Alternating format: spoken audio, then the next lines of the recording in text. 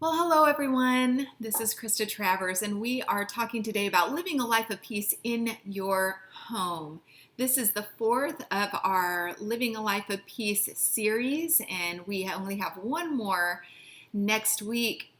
And our anchor verse is John 14:27, which says, "Peace I leave with you, my peace I give to you. I do not give to you as the world gives. Do not let your hearts be troubled, and do not be afraid." Well, so we are going to discuss what or who disrupts your peace in your home. And I'm sure that we all have ideas of what disrupts our peace in our home. But today we are going to talk about our husbands, our children, and our home environment. First off, let's talk about the hubs. The hubs! Well, I can tell you that there are a bunch of different things that I need to work on, that he needs to work on. Everyone always has little annoyances, but one thing that has irritated me several times is that he will, well, I'll just give you the scenario. It's the middle of the night. Mama needs to go to the restroom. Try to sit down. What do? I fall in the toilet water. I'm falling in the toilet water. Why? Because he did not put the seat down. Oh my goodness, y'all. This is truly a test for me. In any case, that has happened several times, and so that is one of the things that really irritates me, but that's a testing. It's a disruption of my peace, I would say, as I try to just go to the restroom in the middle of the night and then go back to bed, because everything is just, by then I'm wide awake. Anyway, peace with your husband. We're going to discuss some different principles and so forth. Now, I did want to have a little disclaimer concerning this study, in that the things that I'm going to be talking to you about are different practices that are suggestions for you. We all, I think, but we compare ourselves with one another. We compare our family with other families, and I've done that several times, and it has been nothing less than disheartening. And I mean, when you look on Facebook, you see all these wonderful families, and that, everything is so picture perfect, and it's not that way in real life. I know, I will post these little perfect pictures, but I know behind the scenes, there's a lot of things going on that people don't know about, and many imperfections. And so I do want to encourage you that just like God created us to be fearfully and wonderfully made, He also created our families, and they are each unique and wonderfully made. And just because these people do this thing and I'm not doing it doesn't mean we are not doing right by the Lord with our families. So just keep that in mind, that these are suggestions, and this is not for you to say, "Oh, I haven't been doing this and I'm a failure." These are just things to help us move on and further our walk with the Lord in our relationships and within the peace in our homes. So back to the husband. The first thing, pray for your husband. And the verse I'm going to read is Colossians 1:9-12. And the thing about this verse is it's wonderful, because throughout the verse there are things that you can pray for concerning your husband, and anyone else for that matter. It says, "For this reason also, since the day we heard of it, we have not ceased to pray for you and to ask you that you may be filled with the knowledge of His will in all spiritual wisdom and understanding, so that you will walk in a manner worthy of the Lord, to please Him in all respects, bearing fruit in every good work and increasing in the knowledge of God, strengthened with all power according to His glorious might, for the attaining of all steadfastness and patience, and joyously giving thanks to the Father who has qualified us to share in the inheritance of the saints in light. So what do we have in this verse? We've got us praying for our husband to be filled with knowledge, spiritual wisdom, understanding, that he may walk in a manner worthy of the Lord, that he may please the Lord, that he would bear good fruit in every good work, and that he would increase in his knowledge of God, that he would be strengthened with the Lord's power, that he would be steadfast, patient, joyful, and always giving thanks. And so these are wonderful things that we could pray for our husbands for, and again, for anyone for that matter, our children included. Our next verse is James 5:16, and this addresses praying with your husband. So pray for your husband, but another great practice is to pray together. And Christian and I have done that several times, but we have not made it a practice. And this is something that I would like for us to start once again. It says, therefore, confess your sins to one another and pray for one another so that you may be healed. The effective prayer of a righteous man can accomplish much. Our next principle is be the first to apologize. Be the first to apologize. This is so hard, especially when he's so wrong and I'm so right. But I've got to tell you, there's always an element of culpability for each person in the relationship. This is not a relationship of one. There are two. And so there is something that we always need to apologize for. I say always, most of the time, I want to say, but every situation is different. But we've got 1 Corinthians 13, 4-5, which says, love is patient, love is kind, and is not jealous, does not brag, is not arrogant, does not act unbecomingly, it does not seek its own, is not provoked, does not take into account a wrong suffered. And all of these tie into being the first to apologize. If you are being the first to apologize, you are being patient, you are not being arrogant, you are not acting unbecomingly, you're not seeking your own. And so what we need to do is take this verse as a model for us to be the first to apologize. And when our husbands see that we are, trying to live a godly life, then that, it says in the word, is an example to them.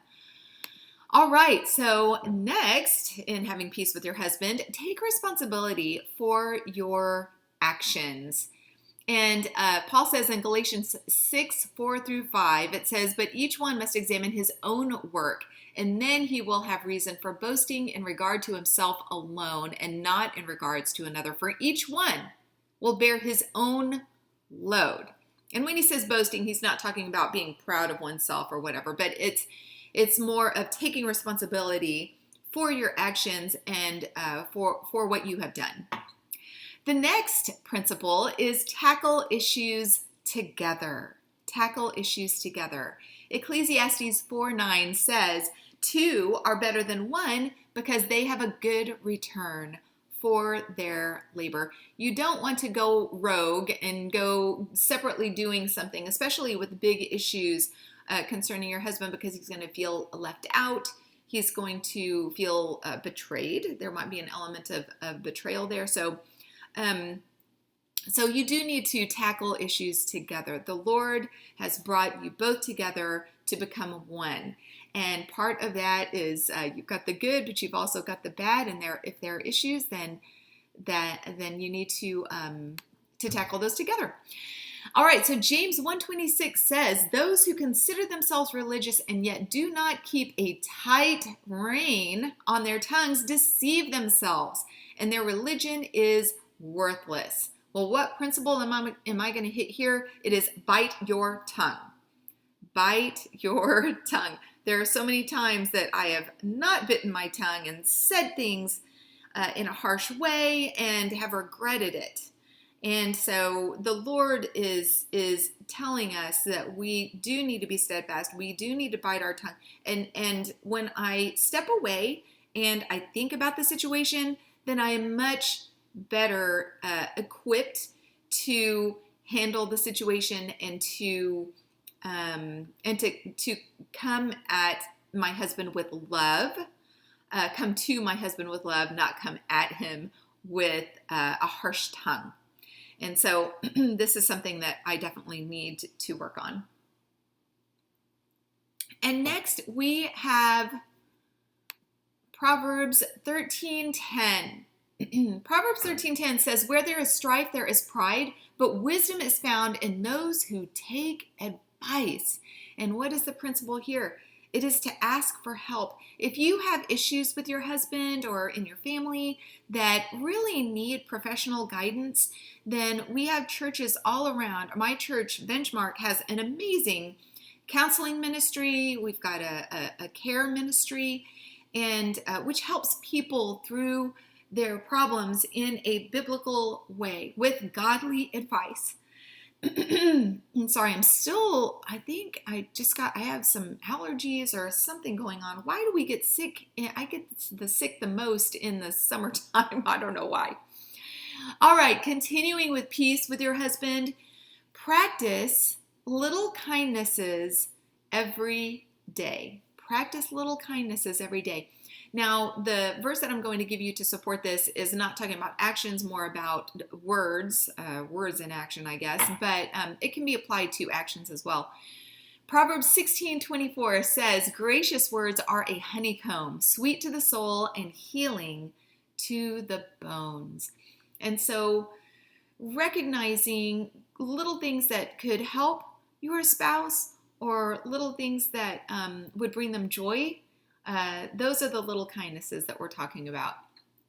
Now, one thing that my husband and I are fairly good at is having a weekly date night. And I just went to Song of Solomon for this one, of course. Song of Solomon 1:2, right off the bat. "Let him kiss me with the kisses of his mouth, for your love is more delightful than wine." And what are we doing here with the date night? Well, we're going back to who you fell in love with in the first place. And so getting a chance to step away from the kids, step away from the home, step away from work, and come together and to just enjoy one another is such a wonderful thing to do to bring peace into your marriage. Another thing, another little principle, and this is a little weird, kind of stalkery, I don't know, but it is to study him. Study him. Study his likes, his dislikes, his mannerisms. 1 Peter 3:8 says, "Be like-minded, be sympathetic, love one another, be compassionate and humble." And so being like-minded, that means you guys have the same mind, or you know what is on his mind. Be sympathetic. Know what he's feeling. Know what he's going through.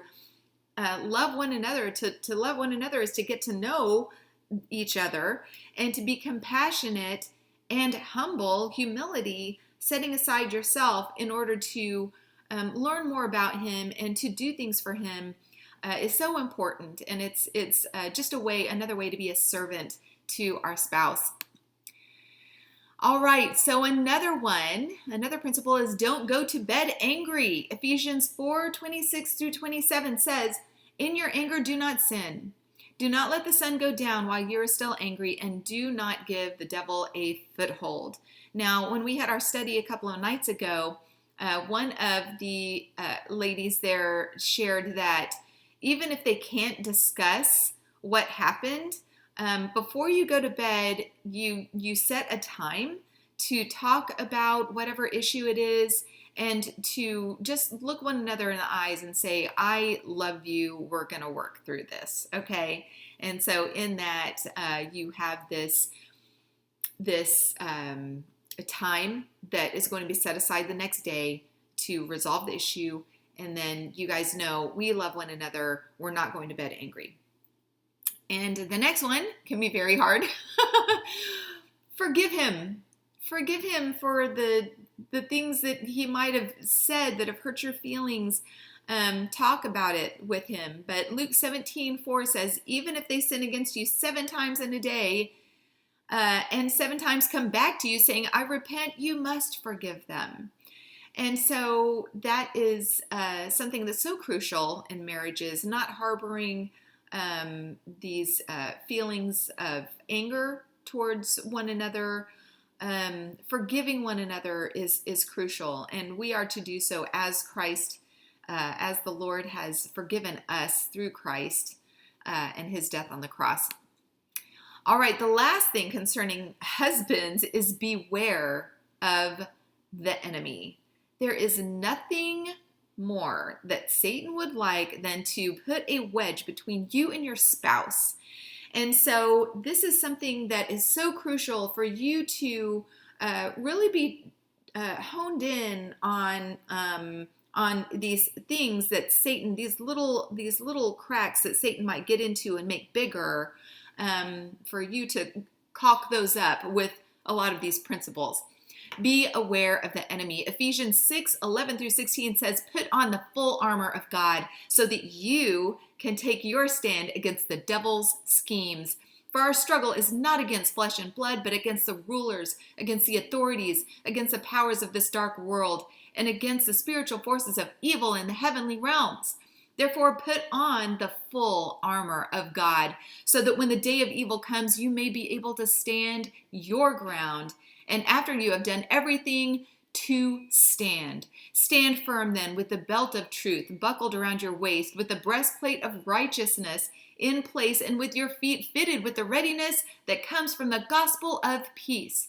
In addition to all of this, take up the shield of faith, with which you can extinguish all the flaming arrows of the evil one. And so we are to gird ourselves with truth, with righteousness, with readiness that comes from the gospel of peace, and with faith. And so I just want to encourage you in that if, the Lord tells us that if we resist the devil, then he will flee from us. And that is what we are to do. So just think about how have some of these principles worked in your marriage. I know that many of you have embraced these and are working on these. And maybe, if you wanted to, in the comments below, you can tell me what other attitudes or principles or practices have helped maintain peace between you and your husband. Well, what we're going to do now is look at peace with our children. And there are several verses that I would like to go over. But the first one is kind of the main one. Deuteronomy 6:5-7 says, love the Lord your God with all your heart and with all your soul and with all your strength. These commandments that I give you today are to be on your hearts. Impress them on your children. Talk about them when you sit at home and when you walk along the road, when you lie down and when you get up.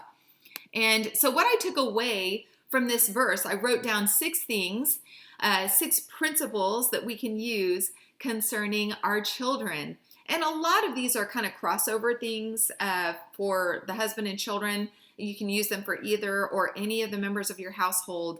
There are some people who have parents in their homes or just other individuals, friends even living with them. But these 6 principles are starting with number 1, show them your love for the Lord. Number 2, teach them God's word. Number 3, memorize scripture with them. Number 4 is bring attention to the Lord daily. Number 5 is recognize teaching moments. And number 6 is verbalize and model godly thought. And what do I mean by that? Well, let's say if someone cuts you off and you've got the kids in the back, someone cuts you off in traffic, and you're just getting really irritated with that person because they have put your kids in danger, or if they've done something that's dangerous on the road. And for me, that's kind of a sticking point. I'm usually a really good I don't have road rage or anything like that. But when people put my family in danger, that's when I get a bit irritated. In any case, you can verbalize and model godly thought by saying, oh, this person has a really, and maybe another thing, you might, if you need some time to cool off, maybe you talk with your children about this a few minutes later or when you get to your destination. But if you're able to do so, then on the road is good too, because it's right there in the moment. But if you can say, that person really upset me, they cut me off, and that's dangerous for our family. But we don't know what that person is going through. They might have had a rough day. They might have just been told their dog died, or who knows. But we want to go ahead and forgive them. And so we're going to forgive that person, and we're not going to dwell on that. And we're going to pray for that person that maybe they have a better day. And so in this way, you can verbalize and model that godly thought to your children so that they can put it into practice as well. Well, Proverbs 31:26 says, she speaks with wisdom, and faithful instruction is on her tongue. And so our Proverbs 31 woman is who we want to emulate as women. But this is a wonderful verse because it just gives us this woman who, again, we are to emulate, who is speaking with wisdom to the children, not yelling, speaking, and being faithful in her instruction. Now, another principle that I have found with my children is that when I do have them do chores, but we're calling them contributions, is that they don't like doing it at first, but later on they have such a better attitude. It's really kind of crazy how discipline changes their attitude. Hebrews 12:11 says, no discipline seems pleasant at the time, but painful. Later on, however, it produces a harvest of righteousness and peace for those who have been trained by it. Romans 12:18 says, if it is possible, as far as it depends on you, live at peace with everyone, including your family. Sometimes the people that we treat the worst are the people that we love the most. What is that about? Well, we need to be peacemakers in our home. And there's a lot of drama and conflict that this world thrives on. We need to be different from that. We don't need to mirror their negative emotion. We need to lighten up, turn negative conversations into positive ones. And also with our children, we need to apologize. If we have done something wrong or had negative attitudes and it's rubbed off on them, and again, comparison. We don't need to compare our families with other families. We also need to ask for help if we need help with the kids. And a dear friend of mine, her daughter was, having some destructive behavior, exhibiting some destructive behavior, and she brought in counsel. And so there's no shame in that. Pray with them, just like with husband, pray with them and pray for them. And remember that Proverbs 15:1 says, a gentle answer turns away wrath, but a harsh word stirs up anger. Try to eliminate yelling in your home. And Isaiah 54:13, in Isaiah 54, it is prophet. That is a prophetic passage. And the 54:13 says, all your children will be taught by the Lord, and great will be their peace. And this really is kind of an if-then statement. So, if you teach your children in the Lord, then great is going to be their peace. And so that's a wonderful promise that we can depend on.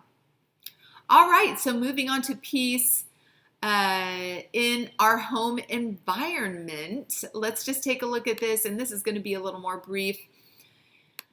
Creating a peaceful home environment. What things do you do to create a peaceful home? Well, there are a lot of different things that you can do. I know for me, if the house is in disarray and if it's mess, cluttered, that drives me insane, and I can't get anything done. I can't concentrate. And so we can look at the verse, 1 Corinthians 14:33a, which says that God is not a God of disorder, but of peace. He is not a God of disorder, but of peace. So what do we need to do? We need to remove the clutter. And again, these are all suggestions, and you don't have to do any of them. These are just suggestions, practices, principles to help bring peace into your home. So removing clutter for me is a huge one, to just make everything neat and clean, and that takes away the chaos in my heart. Also, we can create cozy places, blankets and throw pillows and different things like that in cozy chairs, a nice place for reading. Then those things make you feel, they give you a warmth in your heart and make you feel more at peace. What else? We could add color. Now, I'm not sure if you knew this, but there is something called color psychology, and this is actually a thing. And so I was reading about it the other day. Light colors, light colors, like light blues, light greens, what they have shown is that they produce a calming effect on an individual. They actually put heart monitors and so forth on people walking into different rooms. And so light blues, light grays, light greens, they actually were shown to lower blood pressure, lower respiration, and lower the heart rate, just giving a sense of calm to that person. Well, what about light yellow? Light yellow evokes joy and happiness. And light pink is a calming color. It's a calming color of love. And browns and grays also give some warmth and some comfort. What's funny is that reds, if you walk into a red room, red is more a symbol of like passion. It can be anger. But what it did with these people when they walked in the room is it actually, their blood pressure went up. So did their respiration and their heart rate. So it's just kind of crazy how colors can have different effects on us. Well, white. What about white? Well, my entire house is painted white, and it's not just a muted white, it's a stark white. White can do different things, and it depends on how you decorate.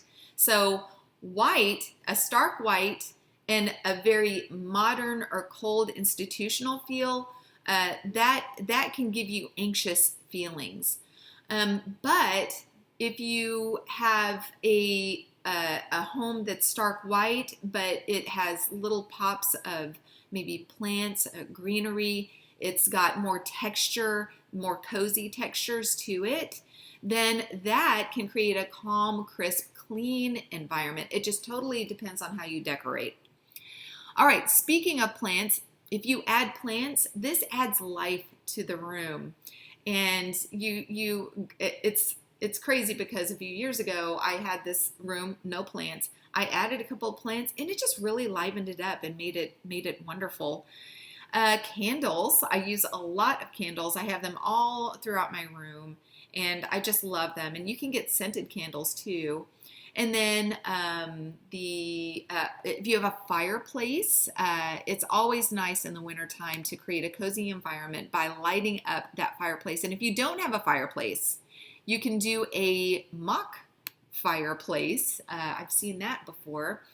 And you can just put candles up in a mock fireplace, and it looks really, really cute. Another thing is you can add wonderful scents. So There's nothing better than when you when you walk into a home and you smell warm cookies or a favorite meal. You can also use potpourri or oils, plugins, diffusers, aromatic candles. You can have fresh herbs in the kitchen as well, and some people will actually pop in into the oven some fresh rosemary and let that kind of waft throughout the house before guests come. You can have flowering plants, and you can use linen spray or dryer sheets in the drawers, in the trash cans. We use for our trash cans those scented liners, and so that ours smell like lavender right now, which is really nice. Instead of the smell of trash. so, but anyway, I hope that this has helped you. It certainly did for me and helped me to refocus on some things in my home, the husband, the children, and just the home itself. To create a more peaceful environment. I'm going to leave you with one last verse, and it's Proverbs 24, 3-4, which says, "By wisdom a house is built, and through understanding it is established. Through its rooms are filled with rare and beautiful treasures." And when I think of that, I think it's not just the treasures of what the home looks like, but it's the treasures of those peaceful relationships that we have with our family. I hope you guys have a wonderful week, and next week is very important because we are going to be discussing peace within ourselves. And that's really the crux of everything. So please join me then, and I hope you guys have a wonderful week, and I will see you then.